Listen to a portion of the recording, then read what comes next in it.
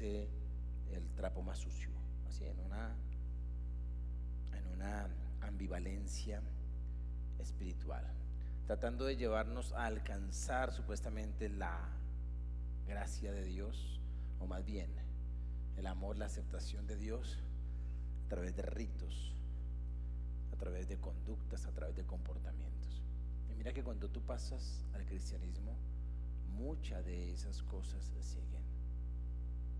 Yo recuerdo, después de mi primer caída, estar ahí en la puerta de la iglesia a punto de no querer entrar, porque sentía una vaina que yo no sé ni cómo describir, pero que me llevaba a estar lejos. Cosa que gracias a Dios desde allá el Señor me dio un empujoncito hacia adentro, y apenas le dije perdón, y sentir la misericordia y el amor de Dios envolviéndome, me atrapó más. Su gracia. Creo que vino un entendimiento de la gracia cuando venía en una derrota de pecado. Y ahí es cuando versículos de la Biblia que son como que tienes que masticarlos, encajan perfectamente en tu entendimiento, porque la gracia es superior al pecado, es superior. Entonces, el problema del legalismo, voy a saltarme al versículo 7. Ustedes corrían muy bien la carrera. Está hablando algunos que venían caminando el evangelio de la gracia del Señor Jesús. ¿Quién les impidió seguir la verdad? Nota que es una pregunta a manera de Génesis. ¿Quién les enseñó tal cosa? Luego dice, seguro que no fue Dios, porque Él es quien los llamó a ser libres. Versículo 9. Esa falsa enseñanza es como un poquito de levadura que impregna toda la masa. Voy a seguir leyendo para no dejar los versículos incompletos. Confío en que el Señor los guardará de creer falsas enseñanzas. Dios juzgará a la persona que los está confundiendo, sea quien fuere. Amados hermanos, si yo todavía predicara que ustedes deben circuncidarse como algunos dicen que hago, ¿por qué entonces aún se me persigue? Si ya no predicara que la salvación es por medio de la cruz de Cristo, nadie se ofendería. ¿Cómo me gustaría que esos perturbadores que quieren mutilarlos a ustedes mediante la circuncisión se mutilaran ellos mismos? ¿Cuál es el problema? El problema aquí es una falsa enseñanza, es una mentira que adoptaste como verdad, porque tu padre te la enseñó, porque la religión te lo enseñó, porque el sistema en que venimos te lo enseñó, porque una experiencia traumática te la estableció, porque lo que nosotros pensamos acerca de nosotros mismos, de la vida, viene por enseñanza teórica o por lo que aprendí a través de experiencias significativas. Por ejemplo, después de un abuso sexual queda la enseñanza de que yo soy sucio. Es muy común. Nota que aquí está hablando enseñanza en términos negativos. A veces uno cree que enseñanza siempre es positivo. No, hay falsa enseñanza. Y básicamente es cuando se imparte una mentira que queda como si fuera verdad. Y después de un abuso sexual aparece un sentimiento de culpa en la persona que fue abusada. Es la víctima. Sin embargo, algo dentro de ella le dice: tú tuviste la culpa. No aparece de pronto en el 100% de los casos, pero sí en un altísimo porcentaje. El sentirse sucio, sucia, el sentirse culpable, el salir a juzgar a todo el mundo. Y esa es su verdad, y se convierte en una línea de pensamiento y se convierte en un yugo de esclavitud, que cuando llega uno, conoce el amor de Dios, muchas cosas lindas, pero viene el fracaso y aparece esa culpa y aparece ese sentimiento de soy sucio, no quiero que él me vea porque quiero esconderme. Son líneas de pensamiento, y esas líneas de pensamiento a veces se transforman en leyes. Un pequeño ejemplo de lo que puede ocurrir en una iglesia.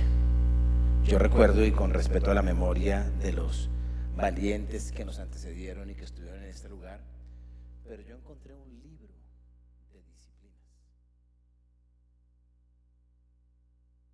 Y se hacían actas, se hacían reuniones donde estaba la persona y se hablaban algunas cosas que quedaban escritas. Y siempre ocurrió algo así. El fulanito de tal o fulanito de tal propone que tal hermano o tal hermana se ha puesto en disciplina por esto y por aquello y por lo otro. Y cosas que son legalismos y que son enemigos de la cruz. Un día alguien que invité a la iglesia venía, algo tenían que mover, entonces entró corriendo y saltó de aquí a acá. Era joven. Y entonces vino una persona con mucho amor y le dijo: mijito, no haga eso, bájese. Y se iba a botar otra vez. No, por ahí no, por la escalera. Entonces le dijo: eso ahí, esa tarima es como el lugar santísimo. Algún día, después de un proceso, Dios te dará el honor de estar ahí. Mientras tanto, no subas ahí. Y él se bajó así como que... Y yo ni me la arrimé a la tarima porque eso es legalismo. ¿Y cuál es el legalismo de hoy? Aquí tratamos de que no haya legalismo. Por eso hoy puedo predicar sin corbata, porque la santidad no tiene que ver con la corbata. Entonces, aunque el legalismo es algo con lo que ya hemos venido erradicando del evangelio, que hace unos 20 años estaba muy presente y que lugares del país todavía lo guardan muy radicalmente, sin embargo es un enemigo, una bacteria. ¿Qué es lo que hace el legalismo? Esas falsas enseñanzas dicen que son como la levadura que impregna toda la masa, afecta el cuerpo. Y uno siempre, como pastor o como líder, debe estar mirando qué es legalismo, qué no. El legalismo hace tan grande el pecado que nos impide ver la justificación de Cristo en su gracia. Y por lo tanto nos lleva a vivir una vida buscando la autojustificación, y por lo mismo nos lleva a una vida de condenación, porque nadie puede autojustificarse. Entonces lo lleva a uno con esa mentalidad de hoy soy salvo y el fin de semana me perdí, pero como no vino el Señor todavía ni me morí, entonces el miércoles siguiente ya vuelvo a la salvación, para el fin de mes otra vez estar corriendo riesgo con la salvación, y luego 2 meses juicioso siendo salvo, y cuando viene Navidad, ojalá el Señor no se aparezca en Navidad porque me agarra y pierdo la salvación. Eso tiene que ver con legalismo, con no entender qué es la cruz de Cristo. Y aquí lo que el apóstol está defendiendo es lo que Cristo hizo en la cruz. Pero no es la única bacteria. Miremos otra bacteria, versículo 13.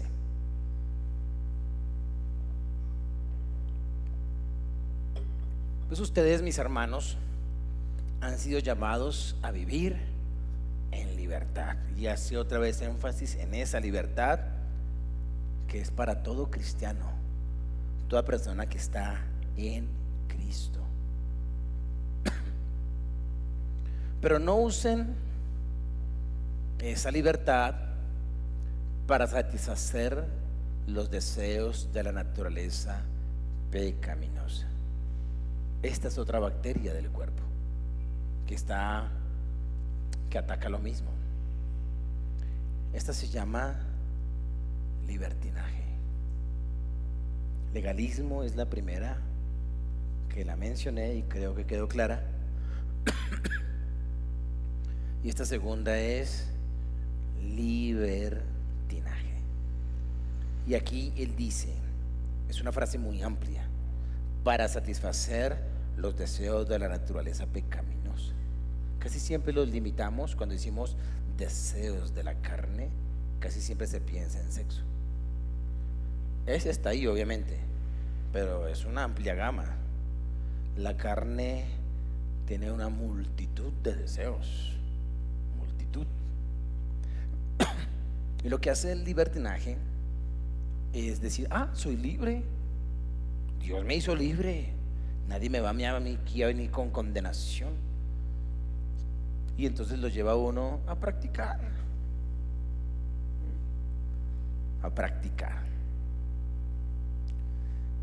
a satisfacer deseos que están por allá adentro. Mira que no está hablando del diablo, está hablando de ti.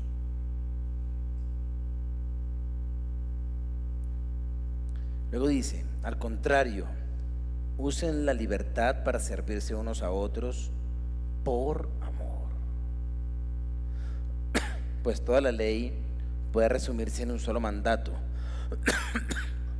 ama a tu prójimo como a ti mismo. Mira que no está, pareciera que le quitaron una parte de lo que dijo Jesús.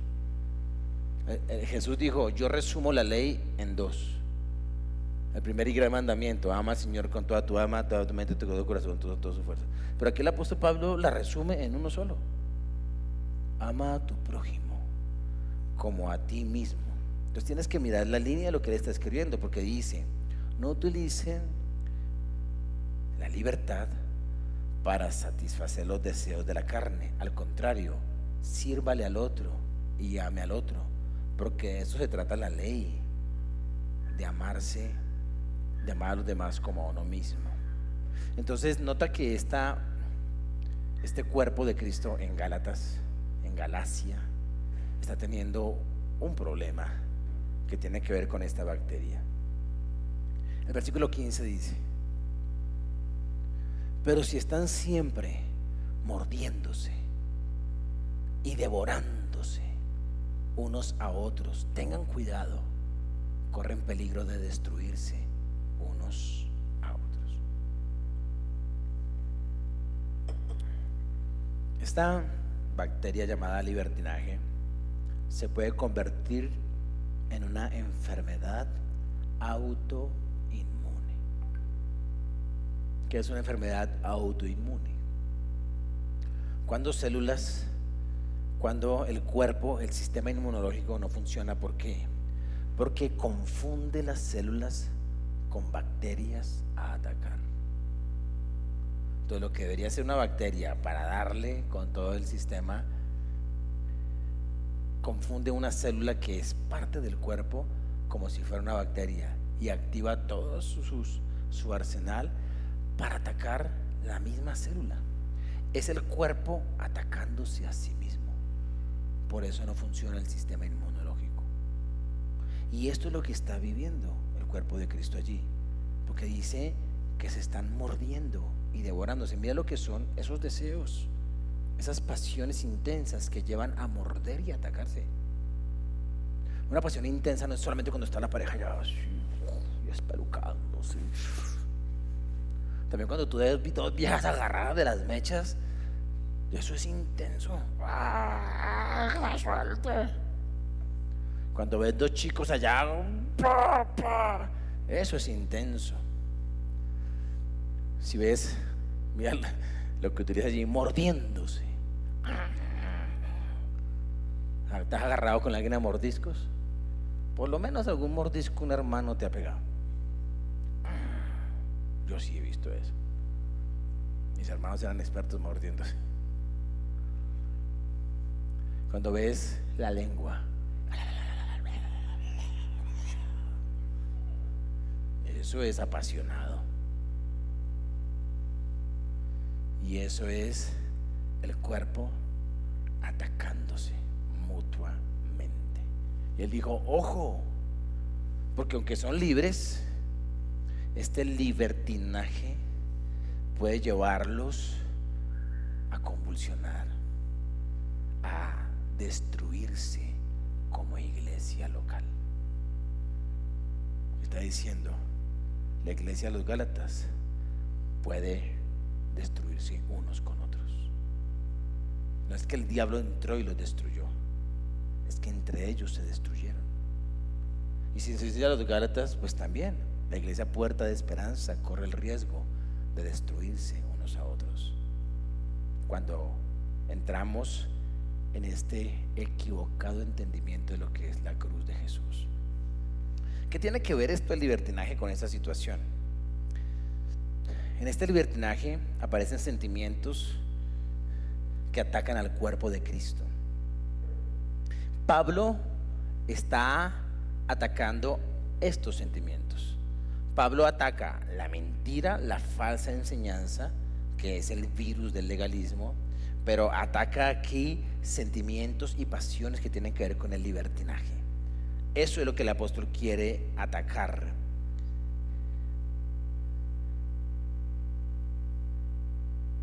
Pablo vino a atacar el factor externo, la falsa enseñanza, y atacar esos sentimientos inflamados. ¿Qué hace el libertinaje? El libertinaje hace tan pequeña la gracia que nos lleva a ignorar el pecado del cual el Señor nos hizo libres, y por lo tanto a vivir en ese pecado que estamos ignorando. El legalismo te lleva a ver tan grande el pecado que no te deja ver la gracia en Jesús. El libertinaje te lleva a ver tan pequeña la gracia, tan diminuta, que solamente la ves como licencia para pecar. El libertinaje te lleva a entender la gracia como un escudo que no te permite ser confrontado con el pecado. El libertinaje casi que trata de hacer nula la obra del Espíritu Santo de darnos convicción de pecado. Porque en esta iglesia, los Gálatas se creen con derecho de juzgar a los otros. Juzgan al otro, y no es pecado juzgar al otro. Se habla en los pasillos de lo que el uno hizo, lo que el otro no hizo, lo que tal debería ser, y eso no es pecado. Se murmura, pero no es pecado murmurar. Pecado es pecado sexual, eso es pecado. Pero hablar del otro cuando el otro no está presente, eso no es pecado. Eso es libertinaje. Esto es libertinaje. El pecado que se da en los pasillos, en los escenarios donde nuestros enojos, nuestras iras, nuestras contiendas, nuestras rabias, nuestros celos con los otros aparecen, y no es pecado. Es más, uno se autojustifica y cree tener la razón y da directrices, porque toda persona que se mete en un asunto de juicio está dando una directriz, y se salió de la gracia y volvió otra vez al juicio. Eso es lo que está ocurriendo allí. El apóstol Pablo está siendo atacado y él viene a confrontar la iglesia, pero se da cuenta que en la iglesia hay bandos y que se dan los unos contra los otros. Hay parches, hay pequeñas guerrillas adentro, atacando. Cuando tú atacas a tu líder de GPS porque estuvo o porque no estuvo, eso hace parte de esto. Cuando tú atacas a alguien de tu GPS porque te hizo o no te hizo, eso hace parte de esto.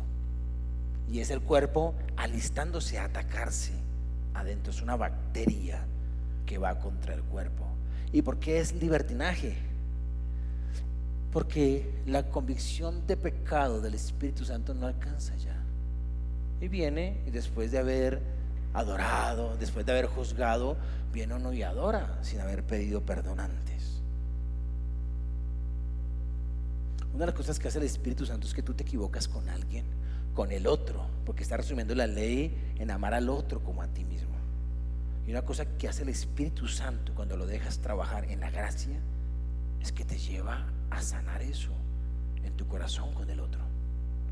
Ya sea, si es un sentimiento que el otro no conoce, te lleva a pedir perdón de rodillas. Pero si es una ofensa de la cual la otra persona es consciente y está afectada, te lleva a pedir perdón. Y cuando eso no está, hay un libertinaje, porque el Señor nos hizo libres del pecado, pero el libertinaje nos lleva a ignorar nuestros pecados, y como los ignoramos, nos hacemos los de la vista gorda con nuestros pecados, caminamos en ellos, vivimos en ellos, y se vuelven hábitos. Los dos son tremendas bacterias que están ahí y que atentan contra lo que es la cruz del Señor. En la cruz del Señor tú no encuentras condenación, pero tampoco encuentras licencia para vivir en el pecado. Ahora, estas bacterias tienen su solución o tienen sus síntomas, porque las dos tienen que ver con la carne. Versículo 16. Aquí tú vas a encontrar dos guías para la vida, o más bien dos maneras de vivir, enfermo o saludable. Si dejas que la bacteria prospere, entonces tendrás una forma de vida enferma. Pero si le aplicas el antídoto, entonces vivirás en la libertad con la que Cristo te hizo libre. Versículo 16. Por eso les digo, dejen que el Espíritu Santo los guíe en la vida.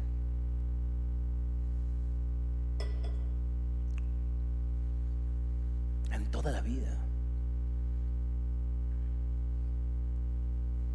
No solamente en la oración o la lectura de la palabra o en la adoración, en toda la vida. ¿Has entrado algún día a hablar con alguien algo y antes de decir lo que vas a decir, sientes una voz interior que te dice: no lo diga, no lo diga, cállese, cállese? Ese es el Espíritu de Dios. Obviamente es la voz más ignorada que hay, porque Él no grita, Él no nos zarandea, no nos coge del cabello, no nos da bofetadas. Él simplemente desde adentro te dice: no. Y uno: sí, porque el impulso le gana. Impulsos a los que estamos habituados. Y llega un momento donde ya ni escuchamos ese o tal vez Él tiene que hacer silencio porque ya sabe cuál va a ser el proceder. Por eso les digo, dejen que el Espíritu Santo, permítanle, denle espacio. No hemos terminado Pentecostés, es decir, la fiesta pasó hace miles de años y nosotros no estamos esperando otro nuevo Pentecostés como lo esperan los judíos, pero aprovechamos la teología para decir: Espíritu de Dios, te necesitamos y te buscamos, y tenemos que seguirlo buscando. ¿Para qué? Para que el Espíritu Santo nos guíe en la vida. Dejen que el Espíritu Santo los guíe en la vida, entonces no se dejarán llevar por los impulsos de la naturaleza pecaminosa. Versículo 17. La naturaleza pecaminosa desea hacer el mal, lo desea profundamente, intensamente, que es precisamente lo contrario de lo que quiere el Espíritu. Y la naturaleza pecaminosa no solamente quiere fornicar, quiere muchas otras cosas. Y el Espíritu nos da deseos que se oponen a lo que desea la naturaleza pecaminosa. Estas dos fuerzas luchan todos los días, constantemente entre sí. Entonces ustedes no son libres para llevar a cabo sus buenas intenciones. O lo obedecen a Él como siervos, o lo obedecen la carne como esclavos. Es decir, tiene que ver con más que buenas intenciones, tiene que ver con sometimiento. Pero cuando el Espíritu los guía, ya no están obligados a cumplir la ley de Moisés o la ley de tus padres o la ley que te dejó el trauma de la niñez, del abandono, del abuso, del maltrato. Cuando Él nos guía, nos libra del miedo a los hombres, del miedo al ser humano, de hago esto porque si no me rechazan, o hago esto para que me acepten, ofrezco mi cuerpo para agradar a otro o a otra. Cuando el Espíritu de Dios te guía, ya no eres esclavo de ninguna forma de pensamiento que te ha guiado, porque Él nos libra de todo yugo de esclavitud, porque nos conduce a Cristo y a su cruz. Y allí Él rompe y sana cualquier cosa que el enemigo utilice para manipular nuestra vida. La culpa, el Espíritu la deshace. Él amonesta de pecado, pero libera de la culpa, porque lleva la culpa a la cruz, lleva el temor a la cruz, lleva la vergüenza a la cruz, lleva el sentirse indignos y sucio allá a la sangre de Cristo que limpia todo, lleva el miedo al amor de Dios que está en la cruz. Hacia allá Él nos guía. Así que ya no estamos obligados por ninguna forma de pensamiento. Ni los judíos, ya ellos podían ser libres, ya no hay que circuncidarse. No, ya no hay que circuncidarse. Ya no hay que hacer fiestas de tal y tal, día de reposo. No, ya no.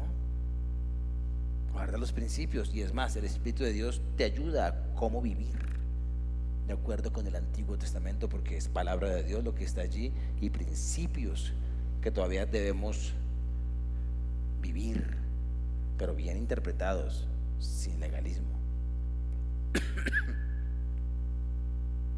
Pero miremos los síntomas de cuando la bacteria, cuando no le hemos colocado allí el antibiótico, y es una vida enferma, porque es guiada por la naturaleza pecaminosa. Versículo 19.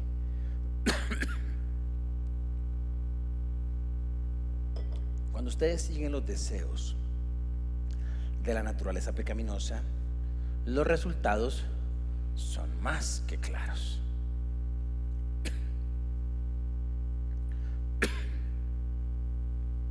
Inmoralidad sexual, impureza, pasiones sensuales, idolatría, hechicería,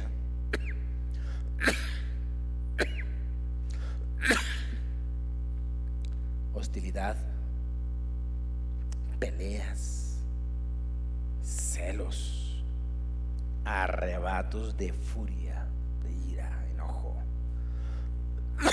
ambición egoísta, discordias,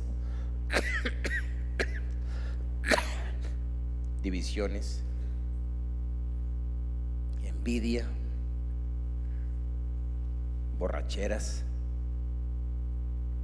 fiestas desenfrenadas y otros pecados parecidos. Ahí está la carne. ¿La notas? Es fácil de identificar, hemos vivido con ella siempre. Cuando alguna de esas cosas ha tenido que ver con tu práctica, es la carne.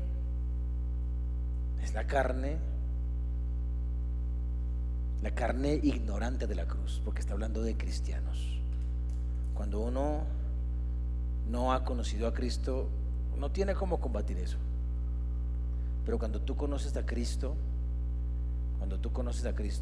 no hay nada que te pueda llevar a eso, a menos que aceptes y vivas en líneas de pensamiento antiguas y no has llevado a la cruz, o que estás tomando con mucha liviandad el cristianismo. Entonces aparece la carne guiándote, y esos son todos los síntomas. Luego dice: permítame repetirles lo que les dije antes, cualquiera que lleve esa clase de vida no heredará el reino de Dios.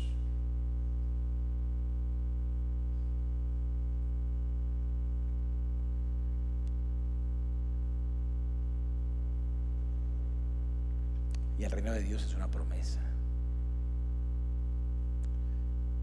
que no es para todos.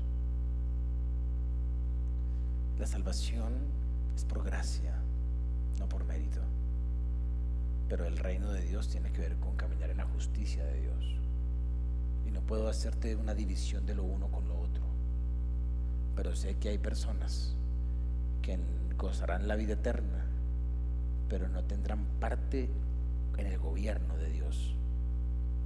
Es decir, serán beneficiados por el reino de Dios, mas no servirán en el reino de Dios.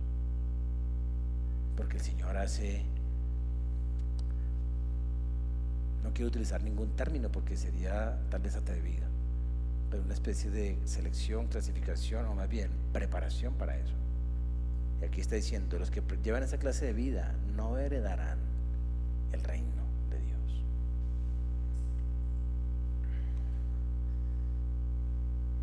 Pero quiero que te quedes con lo que sigue, porque el apóstol Pablo no escribe la carta magna de la libertad, eso es Gálatas. No la escribe para dejar un ambiente de condenación, la escribe para mostrar lo grande que es la cruz y para atacar de frente las bacterias mencionadas. En cambio, dice versículo 22, la clase de fruto que el Espíritu Santo, a quien vamos a dejar que dirija nuestra vida, nuestras conversaciones, nuestras relaciones, nuestros entretenimientos,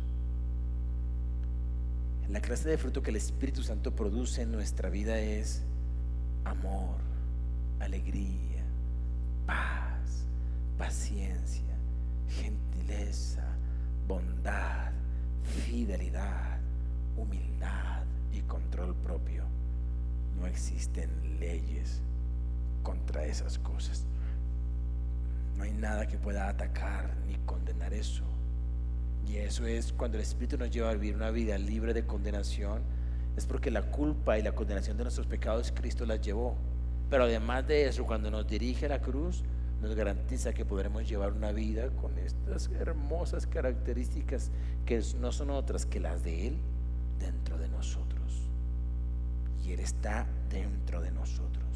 Es como diciendo Él, entonces todo este fruto es Cristo viviendo tu vida, o tú viviendo la vida de Cristo. Cristo dentro de ti, utilizando tu cuerpito lindo para caminar en esta tierra y para comportarse éticamente con los demás como lo hace Él. Por eso dice el versículo 24, los que pertenecen a Cristo Jesús, que son guiados por el Espíritu de Dios, han clavado en la cruz las pasiones y los deseos de la naturaleza pecaminosa y los han crucificado allí. ¿Cómo así? ¿Cómo tú los clavas?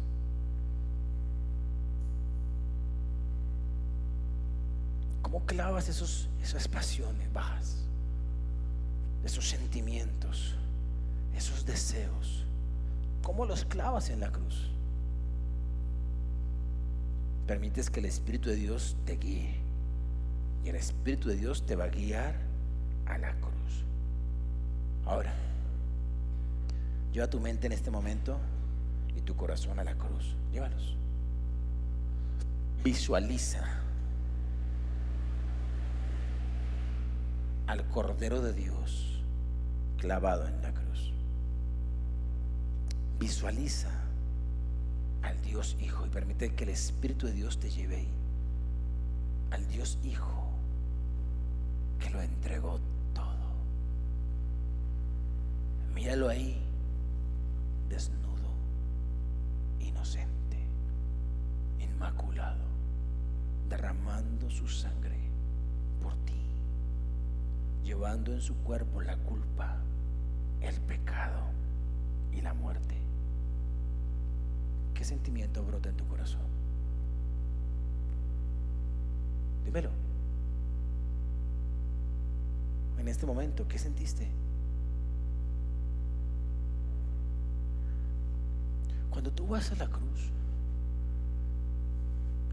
y estás con los pensamientos de fornicación y con los deseos de fornicación, y vas a la cruz y ves al Hijo de Dios que pagó un precio tan alto por tu pecado, tú dices, no puedo hacer esto, y tienes que dejar eso en la cruz. Y mientras estás allí, el deseo de fornicación, el deseo de adulterio se desvanece y es reemplazado por otro deseo, por otro sentimiento, los que provoca el Espíritu de Dios llevándonos a la cruz, y es amor por el Señor, una pasión por el Señor, un deseo de lo dio todo, yo quiero darlo todo. Y todos ustedes en algún momento saben lo que es arrodillarse ante el Señor y decir, yo te amo, perdóname, ¿por qué hice esto? Tuve ira, tuve rabia, fraqué, tengo a este punto de idolatría, y has confesado tus pecados en la cruz, ¿cierto? Porque eso provoca la cruz, y entonces los llevas y los dejas ahí en la cruz, pero Él no te deja así, porque esa cruz evoca sentimientos.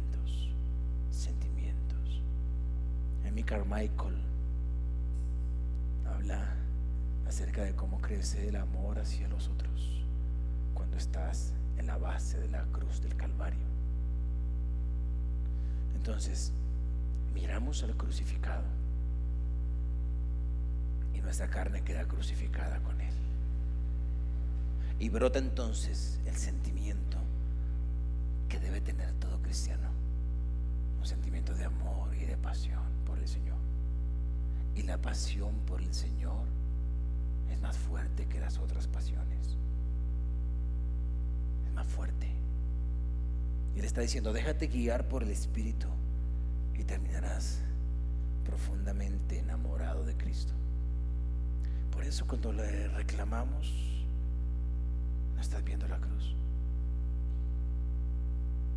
Tú vas a la cruz y mira a ver si se te antoja hacerle un reclamo al Señor. Tú vas a la cruz y le preguntas, ¿dónde estuviste cuando esto pasó? Y la cruz te va a responder dónde estuvo Él. Ahí está. Por eso el apóstol Pablo dice, el mensaje de la cruz es la base y el fundamento del cristiano, y el enemigo va a querer tejer cosas para que tú no veas la cruz. En la cruz está el perdón, pero en la cruz también está la santificación, está el amor que debe brotar hacia Cristo, porque en la cruz Él nos ama y nosotros le amamos porque Él nos ama. Eso lo dijo el apóstol Juan. No es que yo lo haya amado primero, es que Él me amó, y como Él me amó primero, entonces es inevitable que se desprenda un amor, y a eso nos lleva el Espíritu de Dios. En la cruz se clavan los deseos, porque el Espíritu Santo siempre nos guía allí, y nacen nuevas y hermosas pasiones. Capítulo 6.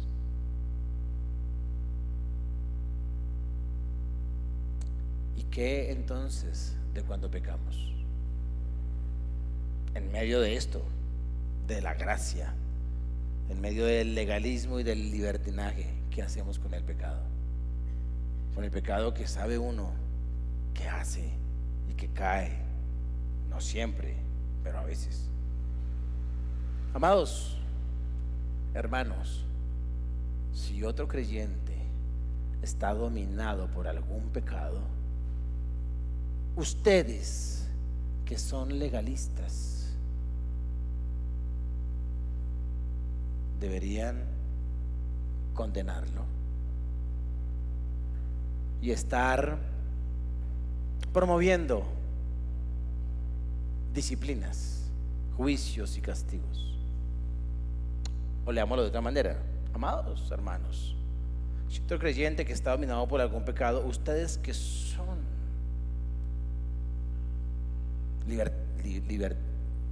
libertinos, gracias, háganse los locos, que para eso Cristo murió en la cruz. Amados hermanos, si otro, y la ley se cumple con amar al otro como a mí mismo. Amados hermanos, si otro creyente está dominado por algún pecado, murmura de ese pecado con tus otros hermanos. Habla de lo terrible que es la caída.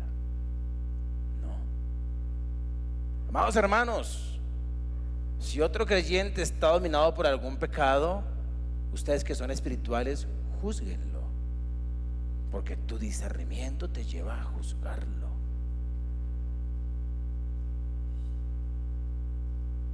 O sea, no dice eso, ¿cierto?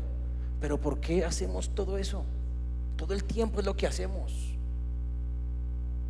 Amados hermanos, si otro creyente está dominado por algún pecado, ustedes que son espirituales deberían ayudarlo a volver al camino recto, con ternura y humildad. ¿Sabes qué dice la Reina Valera? Con espíritu de mansedumbre. Dos bacterias, dos posibles maneras de vivir: enfermo o una vida en el espíritu. Dos principios para la restauración. Restaurar desde el fruto del espíritu. Desde ahí se restaura. Porque dice, ustedes que son espirituales, y ya nos dijo antes que es ser espiritual, que es ser guiados por el espíritu. Y viste allí amor, gozo, paz, paciencia, bondad, benignidad, fe, mansedumbre. Ahí hay un matiz del Espíritu de Cristo que debe aplicarse los unos a los otros cuando alguien cae. Es decir, no confundan al hermano con una bacteria, porque entonces entran en una enfermedad autoinmune. El enemigo no es el hermano que cayó o la hermana que cayó, no lo ataquen. Oren, intercedan, ayúdenle. Hay muchas formas de ayudar: intercediendo, orando, amando, acompañando. Pero tiene que ser, ¿cuál es la clave aquí? Desde el fruto del Espíritu. ¿Y quiénes son los que restauran? Aquellos en quienes el fruto del Espíritu es visible. O sea que no toda... Hay cosas que se hacen, sí, que se opina, por ejemplo, a la hora de restaurar. Porque la restauración o el trato de algo no es algo que me competa solo a mí. En caso de que algo pase en un GPS, yo hablaría con el líder de ese GPS. Si es con el líder del GPS, no hablaría con su GPS, hablaría con otras personas que estén en autoridad sobre ese líder o con siervos. Pero buscaría a los que son espirituales y le pondría cuidado al que es espiritual. El que tiene una actitud de juicio no es espiritual, porque no está diciendo con actitud de juicio, con firmeza, estrictos, con radical. Dice con ternura y humildad. Y la mansedumbre es algo que viene de las personas que por un trato vienen aprendiendo la humildad, y es poder ver al otro como si yo estuviera en su situación. Y usted tiene que ver un tacto para eso. Aquí no hay un protocolo de restauración, pero en el módulo 4, en la capacitación del módulo 4, decidimos quitar una charla para establecer allí cómo es la restauración en medio de nuestra batalla, obviamente diaria, de vivir de acuerdo a la voluntad de Dios, y que por algún momento en un descuido pequemos. ¿Cómo va a ser la restauración? Pero aquí están los principios, desde el fruto del Espíritu. Y número 2, la actitud predominante en la restauración es el espíritu de mansedumbre. Tomando esta versión, ternura y humildad. Nunca el juicio de la carne. Tanto el legalismo de condenación como el libertinaje se da el lujo de acribillar a sus propios soldados y no verlo como pecado, verlo como en la ley, verlo como puedo ponerme en la posición de juez. Dos bacterias que hay que erradicar y una sola opción de vida. No consideremos la carne como una opción de vida, porque Cristo nos hizo libres para ver su cruz, y en su cruz tú encuentras justicia, amor, misericordia, y en su cruz nuestras pasiones pecaminosas quedan crucificadas, están condenadas a morir, porque nadie a quien le es revelada la cruz quiere seguir en el pecado. Nadie que vea al Hijo de Dios dando todo por él quiere seguir en el pecado. Nadie que vea al Señor allí dando su vida y diciendo perdónalos porque no saben lo que hacen, quiere juzgar a los otros. Cuando hay un entendimiento de la cruz y del Hijo que es entregado por amor hacia los demás, debe brotar el amor hacia los demás, hacia los que no son creyentes, y cuanto más a los que son del mismo cuerpo. No ataquemos nuestro propio cuerpo. Padre, gracias.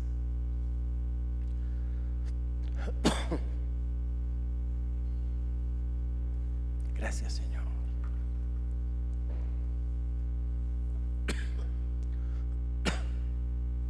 Líbranos de perder la vista de la cruz y de la gracia del Señor. Gracia costosa. No es gracia barata, es muy costosa. Es la sangre del Hijo. Líbranos de entrar en legalismos de juicio y de condenación que destruyen el cuerpo, que velan nuestros ojos del amor y la misericordia de Dios. Líbranos, Señor, de tomar el cristianismo de forma liviana. Gracias porque ya nos diste la solución: tu Hijo en la cruz y tu Santo Espíritu dentro de nosotros. Habla con el Espíritu de Dios y dile: quiero que tú me dirijas. Coloca tus emociones, tus sentimientos, esos que te llevan a juzgarte a ti mismo, a ti misma, que te llevan a juzgar a otros, esos sentimientos que te llevan a sentirse no amado, no amada. Lleva eso a la cruz. Llévalo. Lleva el sentimiento que tú sientes más negativo, llévalo a la cruz y mira cómo se desbarata ahí. Crucifícalo ahí y deja que brote el cuánto te amo. Él eres aceptado, Él eres perdonado, Él no te juzgó, Él tú puedes. El pecado nos enseñará de ti. De allí de la cruz nace la verdad del nuevo pacto, el pacto poderoso de la gracia, por lo cual podemos decir que ninguna de esas actitudes de la carne prosperarán en nuestras vidas. Ninguna, porque somos libres con la libertad que Cristo nos dio. Libres para vivir una vida libres de pecado. Llévanos a la santificación desde el entendimiento de la verdad. Revela patrones de pensamientos, y cuando ellos los encuentren sean llevados a la cruz. Lleva actitudes de juicio, de culpa a la cruz, Señor, te lo ruego, Espíritu de Dios. Llévanos, guíanos en nuestro diario vivir a la cruz.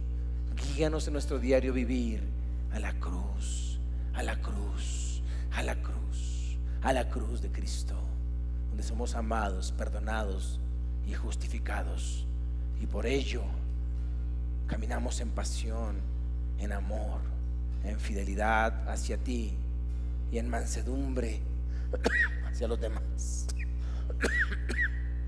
Trae, Señor amado, también un entendimiento de lo que es la restauración en el cuerpo, Señor. Trae un entendimiento de cómo se tratan a los heridos, de cómo se trata al caído, Señor, de cómo se trata al pródigo, al descarriado, Señor. Trae un entendimiento a todos, una revelación, para que esta casa sea una casa de amor, Señor, una casa de justicia, una casa de perdón, una casa de misericordia, una casa de la cruz, una casa del Espíritu. Llénanos, Espíritu de Dios, de ti, de este entendimiento, Señor, que está en tu palabra. En el nombre de Jesús te lo pido, Señor. Ayúdanos a hacer, bendito Dios, una práctica correcta de esto, Señor. En el nombre de Jesús. Amén. Amén. Con gozo, con paz, con seguridad, toma tu lugar. Siéntete amado y amada. Llévanos, Señor, a entender la gracia tuya, a vivir en ella, como lo dice tu palabra. Y con gozo, no por ley. No damos diezmo por legalismo. Damos diezmo porque amamos, porque somos libres para hacerlo. Damos ofrendas porque amamos y porque somos libres para hacerlo. Y lo hacemos desde un sentimiento correcto, desde la gratitud, desde la generosidad, desde el amor. Así que con una alegría que su rostro la exprese, venga a este lugar y coloque su ofrenda, por favor.